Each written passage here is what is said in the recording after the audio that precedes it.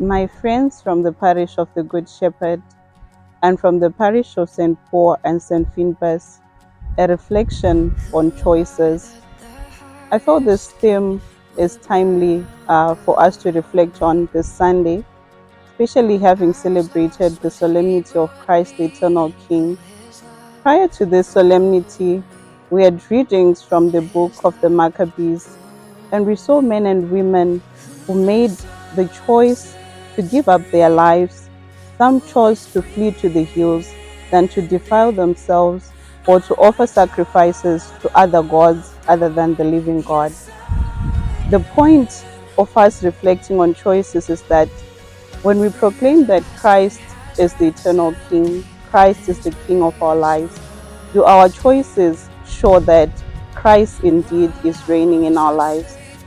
As youths, we can just reflect maybe on three things: the intake of alcohol, the use of drugs, and other substances which are being abused. What choices have I been making in respect of these things?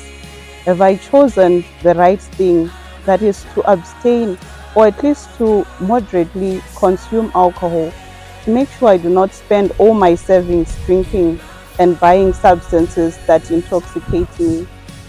The choices I'm making, are these choices that are helping me to save up and give to the poor? The choices I make about my health, the choices I make about my chastity. At times, this contemporary society puts a lot of pressure on us, and this will lead us to make some choices which are contrary to Christ, who is the King of our lives. I was saying this is timely because now we are moving into Advent, preparing for the coming of the Lord. Do the choices I make also reflect that I'm preparing for the coming of Christ, especially the second coming that we profess in the Creed? My dear friends, it's been a year, a long one. Let us reflect on the choices that we have made, whether good or bad, and surrender all this to God. To reflect on the choices that I've been making in these recent days, but more specifically, to bring before the Lord the choices I desire to make in the future that reflect that Christ is the King in my life.